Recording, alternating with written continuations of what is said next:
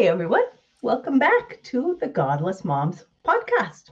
We've missed you while we've been away. I hope you had a chance to take in the conference on religious trauma, which was a huge success, I might add. And here I am with my good pal, Courtney Hurd, the original Godless Mom. My name's Janice Selby, and I am a religious recovery consultant and a registered professional counselor. And this is a podcast all about secular parenting and related issues. And so we do ask that if you are a religious person who's joining us today, you refrain from any sort of proselytizing in the chat or arguing about whether or not God exists or anything about your religion, because those are counterproductive. And this is a space mainly for secular folks. Anything else you need is going to be in our description below, like Courtney's foundation organization that she works with, and of course my Divorcing Religion website also. And I don't even know if I told you, today we are going to be talking about prison, so it's going to be a really interesting chat, and I'm glad you joined us. Hi, Courtney. Hi, how are you? Oh, I'm great. I'm great. I'm just recovering from the conference. It was such a wonderful time and a very intense several days. And I'm so glad I did it. I had so much fun. I'm going to do it all over again next year. Yeah, I heard it was a big success, and I had the pleasure of introducing you and listening to your talk, which I thought was really awesome. And I think that conference is going to change a lot of people's lives, and I'm really, really proud to know you and have been a part of it in any small way. Thank you, my friend. And interestingly, actually, the session that I did was all about grief, the grief that we can experience when we lose our faith. And actually, there is grief related to our topic today about prison, because one of the types of griefs that I mentioned was unsanctioned grief. And that's when we suffer a loss it's not safe to be mourned publicly because people aren't going to understand it. It's not sanctioned. So that can be, if maybe you've been in an extramarital affair for years and you loved your partner very much, and then that extramarital affair partner died. You can't really be public about what's going on because the relationship was not sanctioned. And it can be similar when we lose a loved one to the prison system because they have been found guilty of a crime, and then they have to go away. And particularly if it's a violent crime, which is the case in my own family. And so I have a family member who's been in prison for several years for a violent crime committed as a teenager, and he was tried as an adult. And the world has changed very much while he's been in there. And so I think he's kind of scared to come out at this point because he was so young when he went in. And we weren't obviously permitted really to grieve when he went away because it was so horrifying what he did. He took the life of an innocent person. So all concern must go to the family members of that person that was lost. So yeah, very, very hard time. Yeah, I can, at least to some degree, understand how you feel because I had a pretty close friend, and like what you said about unsanctioned grief, or like the kind of grief that other people don't understand. They don't get it. They try to tell you that you don't have a right to feel that. This is something that I felt times two because he was in prison, but he was also somebody who I had never met. We only knew each other on the internet. And so, the fact that I would spend money accepting phone calls from him, and he was in prison in the States, and in the States, accepting phone calls from prison is like $20 per 15-minute phone call. Wow. Yeah. And at the time I was making a lot of money. I had my own business and I was raking it in, but so I would just like I would let him call as many times as he wanted every day, and we would talk, and I would have $800 phone bills just for Wow. him. Yeah.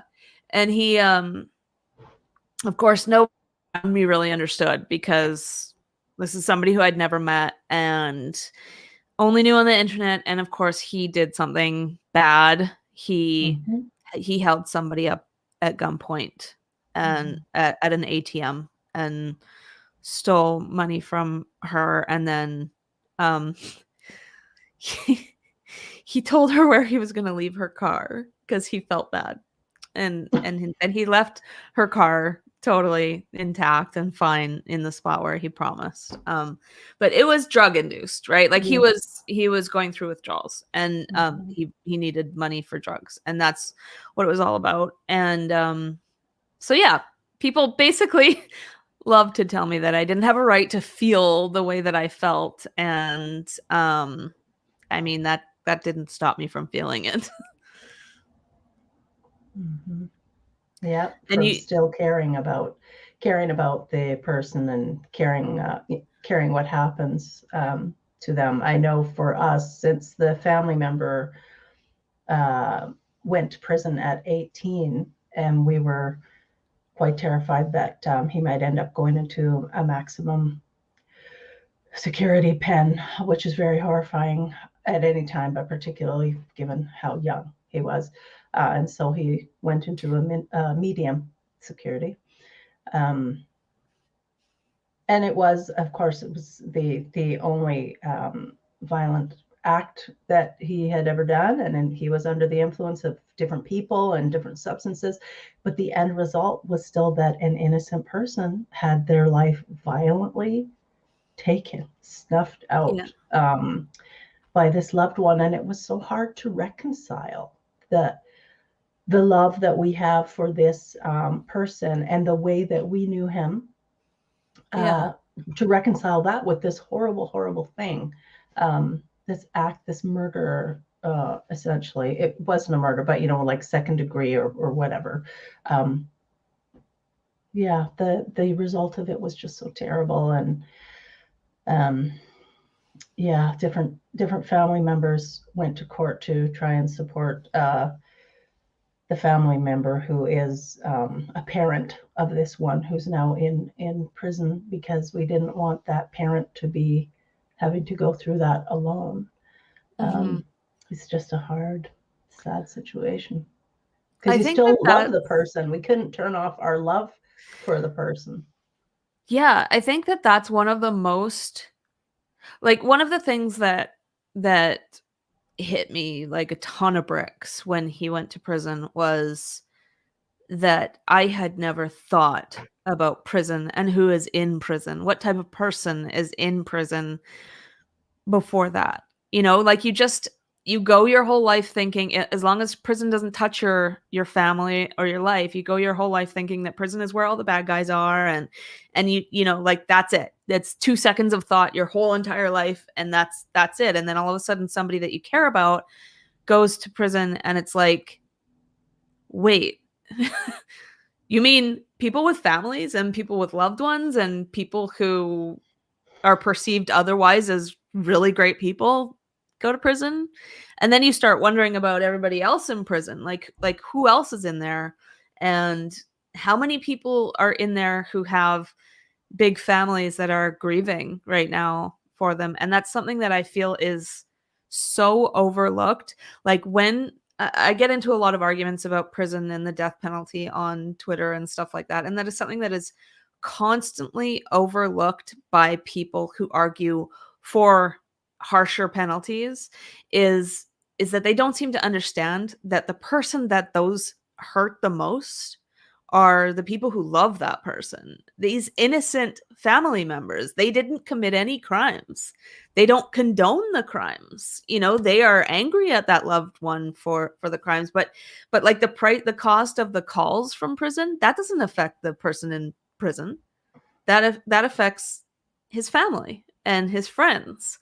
And the death penalty, like, we're atheists here, right? So we believe that once you die, that's it. It's just back to oblivion, right? So that's where they are. They're not experiencing any pain, any regret, they're not thinking about what they did. There's no punishment, there's no rehabilitation going on. Mm-hmm. The only people who are suffering are the people who loved that person.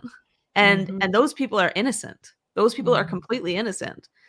Mm-hmm. And that's what it hit me like a ton of bricks when he went to prison, just how many people out there are suffering because their loved one is in prison. And yeah. The American system, so you and I are Canadian, um, Mhm.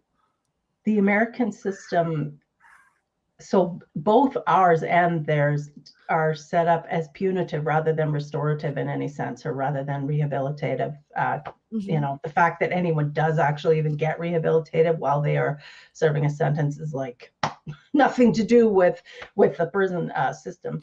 But it seems the American system is uh, like pushed by finances, by money, like it's a for-profit system, which just blows my mind. It's that just seems so crooked.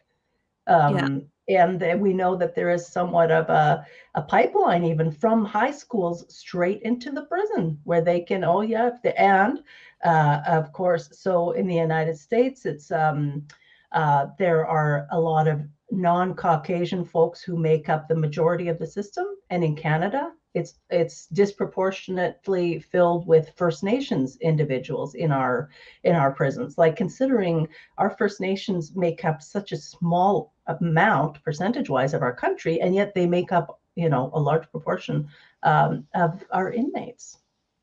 Yeah. Yeah. And it's in the States, they have the for-profit prisons.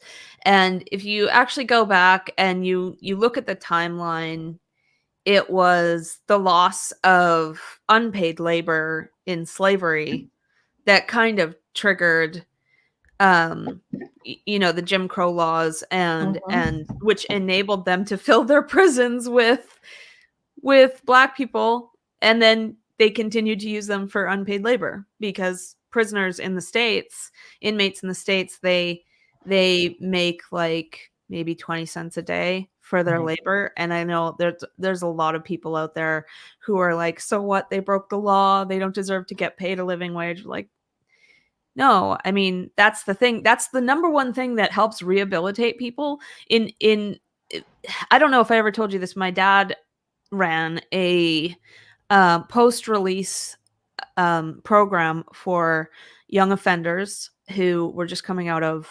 juvie in BC in the Lower Mainland, and it was called Diversion, and it was a woodworking shop, and they learned all these woodworking skills. They got to learn how to use all these machines, and they started to produce their own products. And then they went and they would learn how to go and negotiate deals with retailers, and they Okay. would ship them to retailers, and the retailers would mark them up, and they would go into the store, like on a field trip. They would go into the store and see their own products on display in these retailers. And um and that program had a 0% recidivism rate. And that that is the thing that people don't seem to understand, is that if you actually truly want crime to be reduced, if that's what you're really after, then you're interested in the rehabilitative programs. You're interested in the programs that actually restore people to a productive and contributing life. But the Mm-hmm. problem is that's not what people are really after. That's Right. not what they're Right. after. They're after the vengeance. They're after they want their emotions to be satiated because they're Mm-hmm. just so angry about what happened. Yes. And these are things that they can't, a lot of these people, when I argue with them, they can't admit that. They can't admit that it's all coming from emotion. There's no rational thought going on there. Right. And very much, I mean, the system being punitive as it is, very much also informed by religion, the Yeah. whole eye for an eye standard there. So, Yeah. Yeah. I There's wonder, have you looked into I'm hope I get the name right. I'm saying restorative justice, but so what I mean is when the victim or the victim's family meets with the perpetrator. So it yeah. seems to me we sometimes have that going on in Canada, but not all the time. And I don't know how common it is in the United States, but I'd be really curious about recidivism in that case. Yeah, restorative justice is something that my dad also worked on, and he used to go into the prisons and work with the offender and then the victims' families as well. And I don't really know what the recidivism rate is there, but I do know that it's an extremely promising route, and it's something that oddly like when you're outside of the situation, you don't know anybody who's been in these situations, either the victim of a crime or somebody who has perpetrated a crime. It seems logical that the victim would not be interested in sitting down and talking to somebody who committed a crime against them, but overwhelmingly victims and victims' families do want to do this because that is the true route to closure. This is something that I've studied when I like because I've been a anti-death penalty activist for many years, and um one of the things that I've studied is whether or not victims' family actually get closure when somebody is put to that Right. is Mm-hmm. overwhelmingly no. It is Mm-hmm. just, you know, over and over and over again, these people experience a complete letdown when somebody is put to death for a crime that hurt one of their family members or something like that. They are let down because they are led to believe that this will provide closure, and it does not. It leaves them traumatized. Often it leaves them traumatized because they are talked into being there and witnessing the execution, and this leaves them traumatized, and they actually suffer from PTSD, and so do the corrections officers. And people just the best way for closure is the same as if you have like a breakup with somebody who you've been with for 15 years. The best way for closure is to talk and to Hmm. understand, find a way to understand each other. And Mm-hmm. it's just always victims are always interested in that. Not always, some aren't, but it was surprising to me to learn that victims actually are interested in sitting down and talking to the perpetrator. Mm-hmm. I see. Chris Seal has made an interesting point. It's more than this. The people you're ending up in arguments with are one of the layer upon layer of buffers between the plebs, us, and the people who don't have a lot of money. They are money. Offenders are one layer. People persuaded that vengeance up to judicial murder will help, they are another. The USA being world famous for executing its mentally ill. Yep. Yep. Yeah, Excellent point. very true. It's very true. It's so frustrating. It is very frustrating, and the thing is that there have been so many studies and so many experiments and so many programs that have been run like my dad's diversion program. I think I told you about it. My friend ended up going to Edwin's, which is a fine dining restaurant in Cleveland, Ohio. And he this restaurant, they only hire post-release convicts, and they um teach them the finer things of fine dining, and you can be taught like the front of the house, or you can be taught, in the kitchen and stuff like that. And they also have a 0% recidivism rate. And I That is think so that the cool. message that this sends is that a lot of these people who end up in prison in the first place are lost. They don't have something to feel good about. They don't have goals. They don't have ambition. They don't have skills to market. They don't have these things. And when you give them these things, they're no longer interested in the crime. Mm-hmm. It sounds so much like addiction. Like the opposite of addiction isn't sobriety so much as it is connection. Yeah. To be reconnected with people again. And it sounds like that's Edwin's the place you're talking about. That's part of that whole process, reconnecting, reintegrating people into society. When you're a healthy, productive member of society, why would you want to harm someone else in that society? But when you are unable to fit in, when you're unable to get a break for whatever reason, I really feel like it's a lot of folks who are driven by addictions or being crushed by poverty are more likely to turn to crime. And you've done a lot of studying also about the Innocence Project and people who actually are innocent and they're wrongly imprisoned. Yeah, I this is one of my biggest passions is the Innocence Project. I wear my Innocence Project hoodie all the time. But it's the amount of people that they have helped get out of prison because they've been wrongfully convicted is staggering, especially when you take into consideration that they will only take on cases that have viable DNA to test. So that completely excludes all cases where there was no DNA evidence. And that is a scary thing, because how can we find out if those people have been wrongfully convicted without the DNA evidence? But I know some stats off the top of my head. At any given time, they're investigating 80,000 cases at any given moment. Wow. Yeah. And those are just the cases with DNA. And that's probably just in the United States.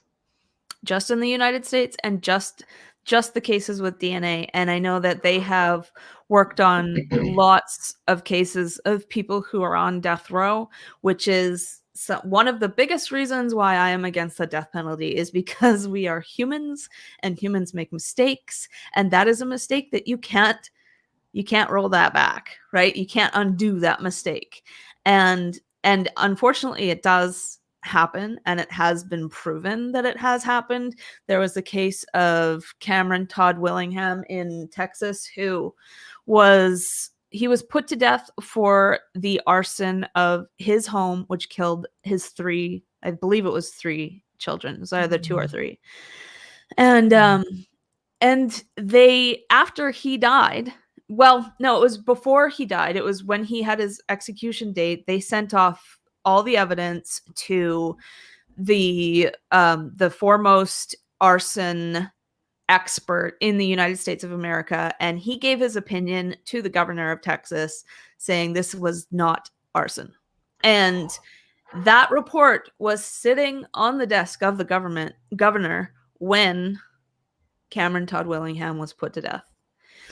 After he was put to death, they sent out the same evidence to some of the world's most renowned arson investigators, and they all agreed unanimously this was not even a case of arson. There was no crime committed here. Whoa. That is horrifying. And I know I read just yesterday about one of the states saying that now everyone on death row has to either choose between a firing squad in the United States of America in 2021, or I think electrocution was the other one. And both of those seem barbaric to me. I it takes the breath away. I know that Utah has been that way for a few years now, and I can't remember what I think it might have been South Carolina. But it was, the reason why is interesting. The reason why is because in order to do lethal injection, you have to have an I can't say anesthesiologist. There you go. Or I'm struggling today. Yeah, there you go.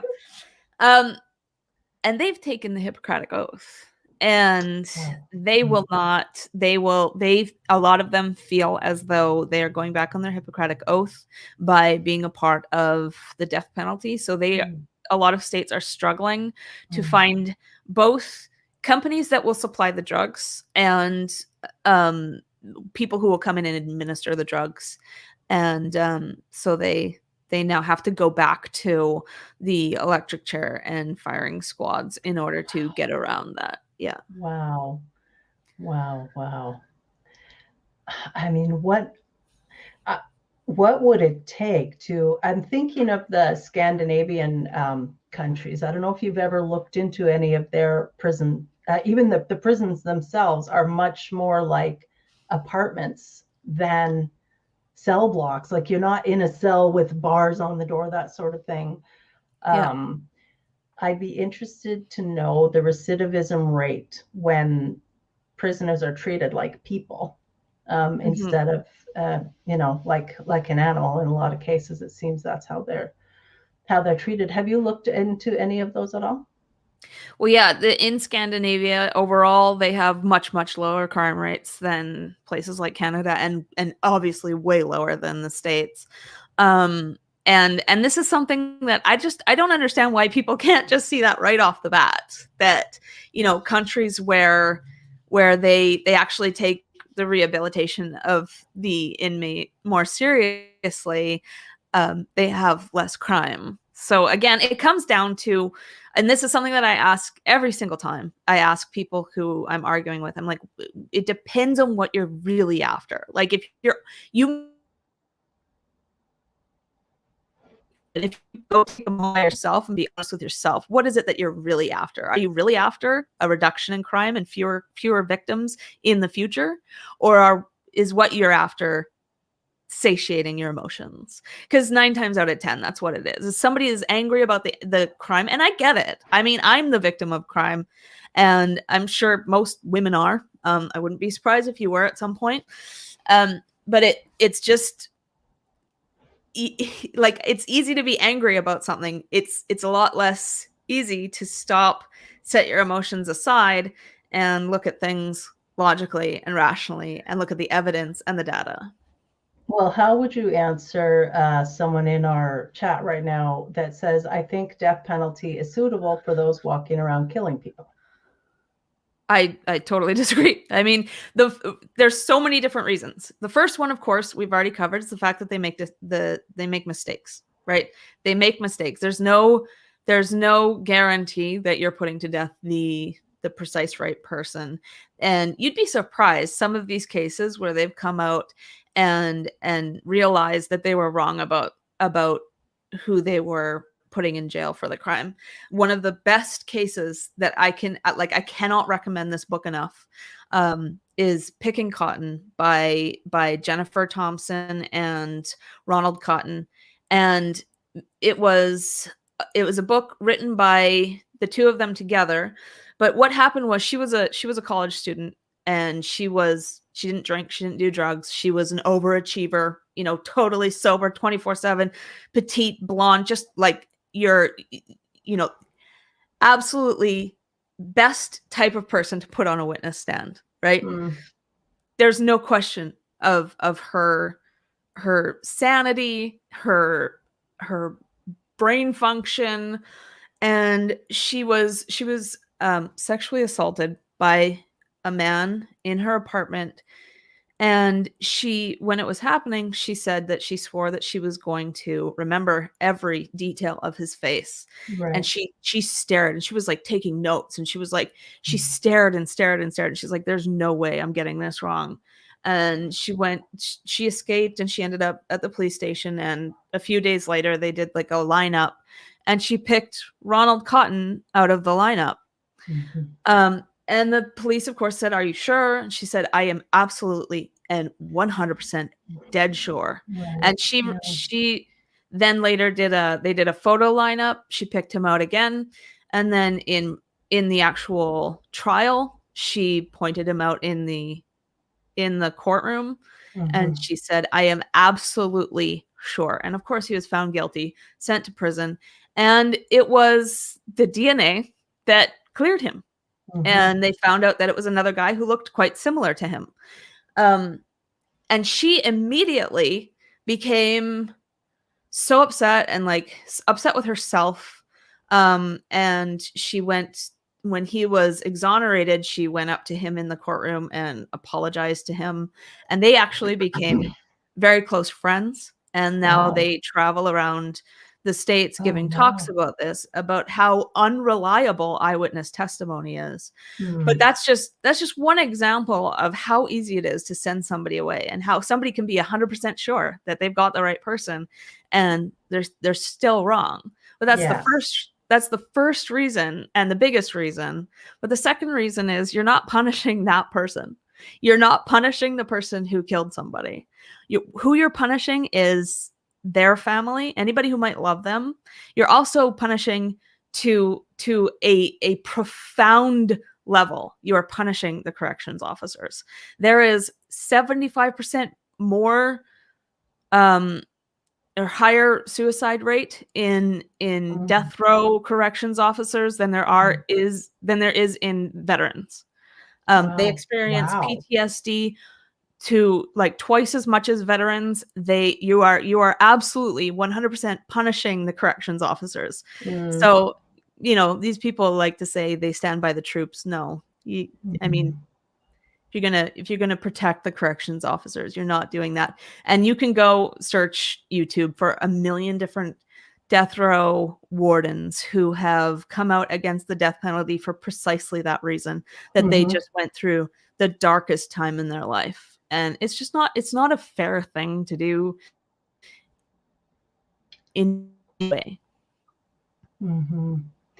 I see that Robert, I think, was a little confused by something you said, because he seemed to think that you were just saying the person who killed someone made a mistake, but you were actually talking about mistakes made in the sense of, that eyewitness who made a mistake. She got it wrong. She got it wrong. She got it wrong. If it had been a death penalty case, he would have been killed for that.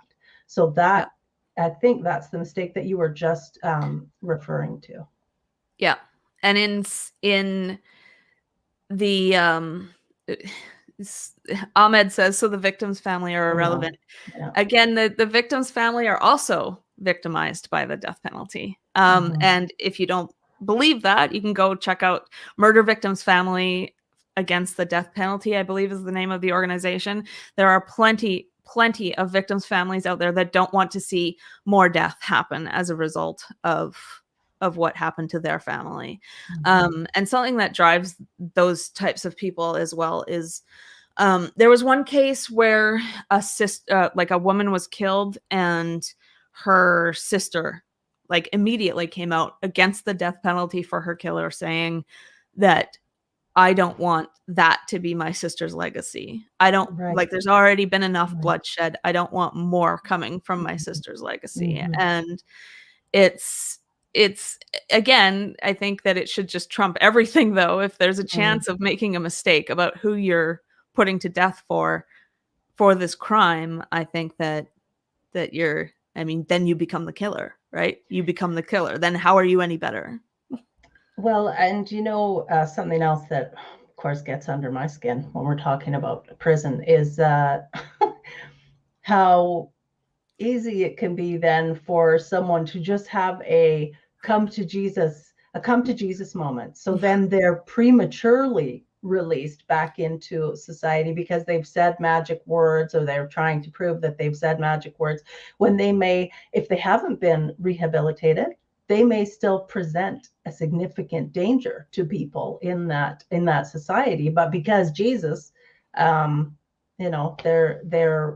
released when maybe they're not ready to be released or fit to be released, because they haven't received the psychological care, retraining, rehabilitation, however you want to say it, that could potentially help them. And some people, for whatever reason, really society is safer if they are not just released right back into society. I mean, there may be pardon me, there may be brain injuries or whatever things have happened that the person actually can't be rehabilitated. They don't see any problem with the violent crime that they've committed.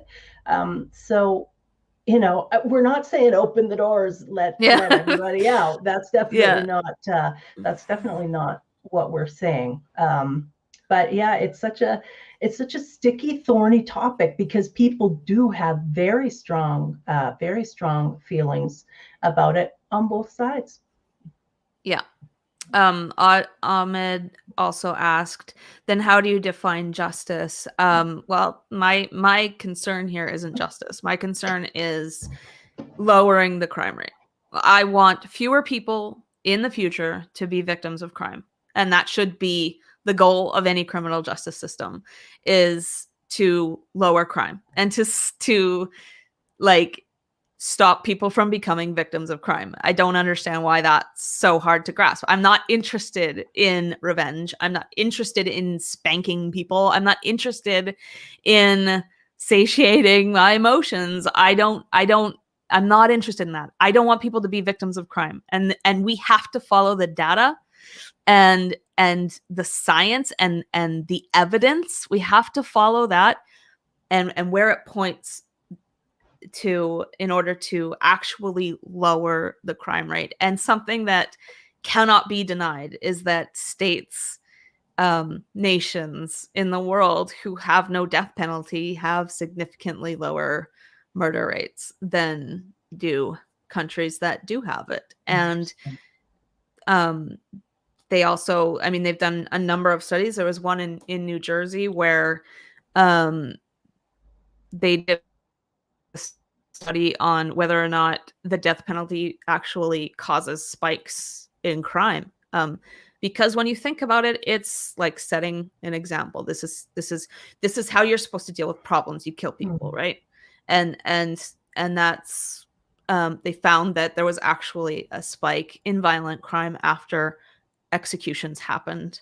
Of course, correlation doesn't equal causation, and obviously way more studying needs to be done in that area, but the fact remains that if the death penalty was a deterrent, then countries with the death penalty would have the lowest crime rate.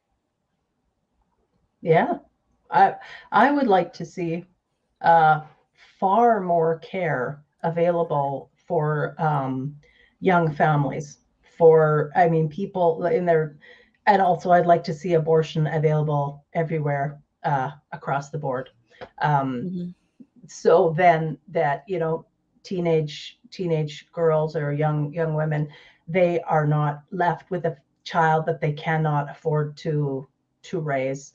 But even in, if there's a husband and a wife involved, however you want to say it, that nuclear family is intact. But if they need help, if they're constantly just on the verge of poverty, and so the parents don't have adequate energy to invest in raising the child in a safe environment, or I'd really like to see young families and young parents better taken care of and guided along the way, just to have the help. I think society would benefit. I wonder if you have looked at all into how some of our the First Nations groups in Canada, how they handle justice on their own, in their own courts. Have you ever looked into any of that? I think that would be really interesting. Yeah, that is actually something that would be really interesting. The most of the reading about the justice system that I've done is in the States, just because my friend was there, and like what happened when he went to prison is like I just realized that I knew nothing about it, and I just like completely just fell into this world of reading everything that I possibly could about prison, and reaching out to people who had been there and stuff like that, and I just became obsessed. So it's most of my knowledge is to do with the American prison system. But yeah, I agree with you about the whole like giving families help. There are certain things that will absolutely help reduce crime, reduce prison populations. The first one, of course, is getting rid of for-profit prisons, because prisons that are for-profit, they have a contract with the state that they're in. And usually as a part of that contract, they have a quota that they have to keep the prison so full. And if they don't, then the state has to pay like basically a fine for not sending them enough inmates, which in any other horrifying. Yeah, in any other situation that would be a good thing, right? If you didn't have enough inmates to send to prison. That's the first thing. The second thing, of course, is tackling poverty, because poverty drives crime. That's exactly right. And Robert's shown, if you can't see that poverty is directly related to crime, then you're not understanding what we're talking about. So this is a fact that is not necessarily something that can be disputed. Like, there's so much evidence out there for it. There's been so many studies. So many people have looked at this, and absolutely 100% crime is related to poverty, but it's also related to mental health. It's also related to education and access to education. Countries that have universal health care have lower crime, because people don't they don't go bankrupt just because they have some kind of a medical condition. So there's a bunch of stuff that can reduce crime. It's a lot of work, and it's a huge undertaking. And I think that it's a lot easier for people to just say, just throw them in jail and throw away the key, or put them to death. Yep, it's that kind of thinking can fit pretty easily until it's your family that's touched by crime and by someone you love being sent to jail. Yeah. Simply Secular Dave said crime isn't exclusive to poverty. No, absolutely not. Otherwise, we wouldn't have such a thing as white collar crime. And my friend, actually, when he didn't have much money when he went to prison, but he had just blown through millions of dollars of an inheritance. So he didn't have that excuse. Yeah. But it was also an inheritance from his dad dying, and that was something that he was coping with. And if he had access to mental health resources, maybe he wouldn't have been where he was. But he's just, for the record, he's doing great now. So. Oh, good. Did you see that Netflix show? I think it was called Fear of 13, or Fear of the Number 13. No. Oh, you would like it. You would really like it. I just watched it, and it was very interesting. It touched on a lot of these different things based on a true story. And in the end, there was DNA that needed to come through. So, yeah. Oh, wow. Yeah, there's a lot of good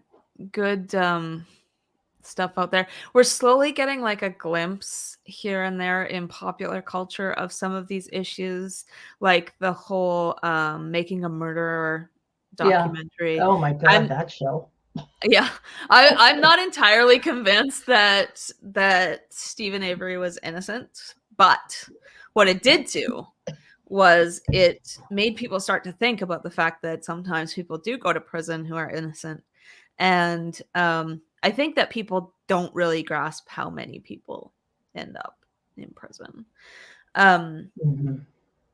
But I think also that, like, the biggest thing that's always bothered me about prison is what happens to the family of the person who's in prison.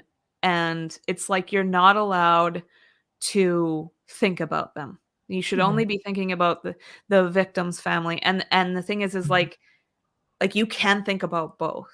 And I think that we should. I think that we should, because the perpetrator's family are also innocent. You know, they're just related to this person. It doesn't mean that they're complicit. It doesn't mean that they had anything to do with the crime. These are innocent people who are also suffering as a result of this crime. And you know, it is the perpetrator's fault. It's all the perpetrator's fault. but we still should be able to have enough compassion to think about them as well. I'm not saying instead of, I'm saying Right. as well. Right. Yeah. No, that's a very, very unpopular take. When I've brought that up on on Twitter, people Yeah. have not been very happy about that. But it's a fact of life. It's two families that are suffering. It's a terrible, terrible, sad, sad state of affairs. That's for sure. Yeah, and you are a family member of somebody who went to prison. And is still And there. Hmm. yeah, It's been in there a long time. I think maybe about 12 years now.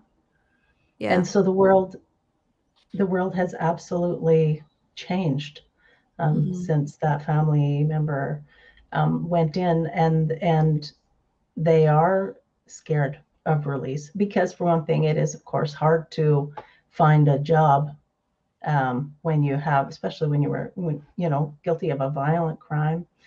But also just like how much technology has changed, and um, they haven't had the opportunity to have like regular relationships kind of with people. So the people that this person has really interacted since their incarceration are the other people, the other inmates in the yeah. prisons. And some of them are more healthy and some of them are a whole lot less healthy, mentally and emotionally speaking. So yeah, it's a pretty sad situation for sure.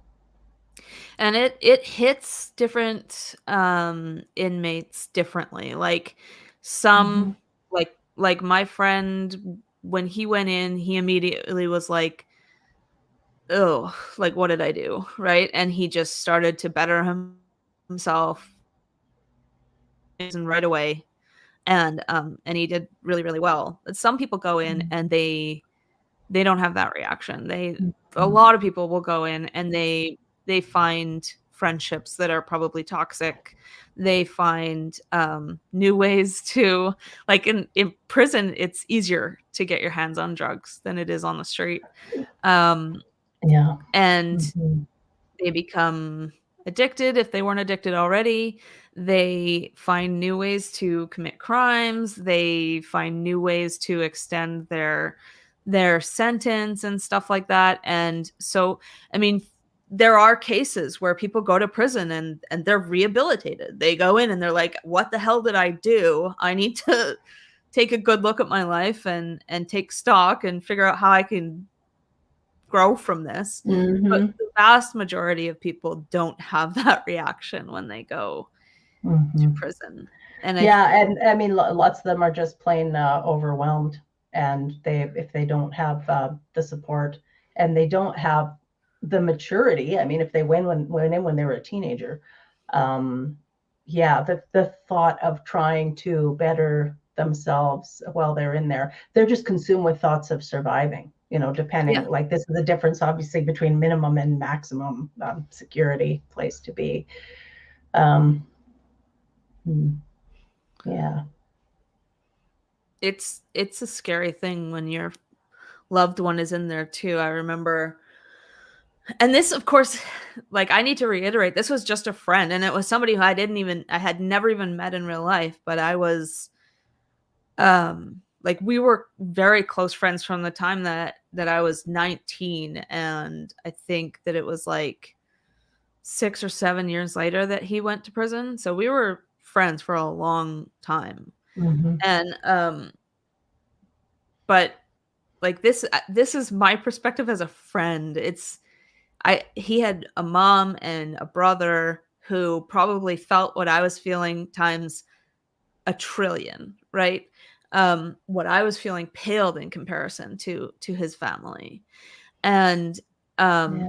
and I remember being on the phone with him one time, and we were just talking, and then all of a sudden I just started hearing all this shouting, and like he started yelling back, and it just sounded really angry and scary. And this is an American maximum security prison that housed Ohio's death row at the time. And then the phone line cut, and I was like beside myself, like just beside myself, worrying Mm.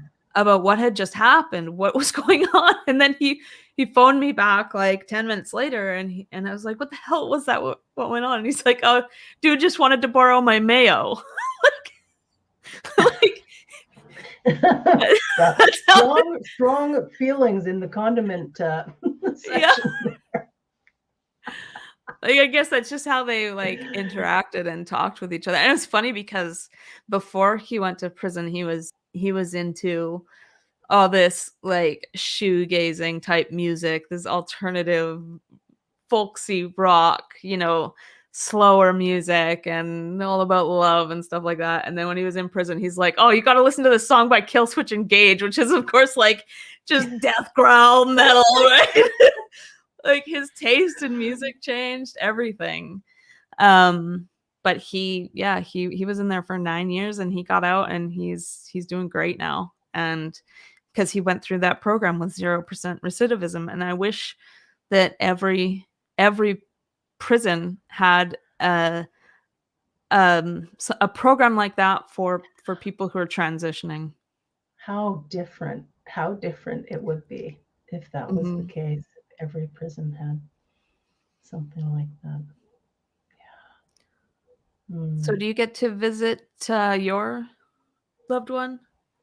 No, we write to one another. He calls my mother, and they talk fairly regularly. I've occasionally spoken with him since he's been in, but most of my correspondence is with writing. And my understanding is that he prefers not to have visitors, and that's his choice. I mean, it's maybe hard to have someone come and see you in that circumstance and in that situation. I remember when he hadn't been inside very long, and so he would have still been just in his late teens, and he was talking with my mom, and he said, imagine waking up and every day of your life is about the worst thing you ever did. Yeah. And it's true. And what he did is a terrible thing. And no matter how horrible he feels, he can't undo that terrible thing that he did. The best thing he can do is try and honor the life of that person by absolutely becoming a man of integrity and living an honorable life going forward. And so that's when I'm writing to him, those are the things that we're discussing. Yeah. I always found in my reading about prison and stuff like that, I ended up writing to some people who were in prison. And then I also did it for my blog for a little while there. I found some atheists in prison and wrote to them. And that was eye-opening. But it's hard to keep that up, that's one of the reasons why I stopped with the anti-death penalty activism, because I had a blog for a little while there called Walk Alone. It wasn't my blog. It was actually the blog of a man who was on death row at San Quentin in California, but he would send me his blog posts, and then I would type them up and put them on the blog. And I had to stop because it's like anytime the letter came, I knew that there might be a date in it, an execution date. And it's like, how do you, and it's the thing is like, I know that this man committed a horrible crime. I know that. Mm-hmm. But you don't, it's difficult when you're talking to somebody over and over again for years, and you don't appreciate other things about them at some point, right? It's impossible to not learn to appreciate other things about that person if you are just approaching it with a learning mindset. And it just became too much for me. I didn't want to deal with having to say goodbye, so I stopped. It's very heavy. Yeah, it's very heavy. You're absolutely right. This has been a heavy topic, but I'm really glad that you wanted to talk about it. And we actually had someone in the chat just a few minutes ago who said that she really appreciates that we're talking about this as well. And obviously, we have a lot of folks in here who completely disagree with us, and that's okay. You're allowed to disagree, just don't be a dick. Yeah. Yeah, exactly. And you know what? I'm used to most people disagreeing with me on prison issues. I have the you know, the hippie left wing outlook on all this stuff. But you know what? The funny thing is that a lot of people, when they have a loved one who goes to prison, that's how they end up thinking about it. They always do. And the sad thing is that if you live in the States, you're like, I believe it's like 1 in 5 chance of having somebody that you know and love being in prison. So 1 in 5. eventually one day it's going to happen to you. And That's horrifying. you're going to rethink all this too. Mm. But yeah, it is an extremely tough topic, but it's also one that I think there's some hope in, because attitudes have changed despite the fact that there is a lot of disagreement with what I'm saying and what you're saying out there.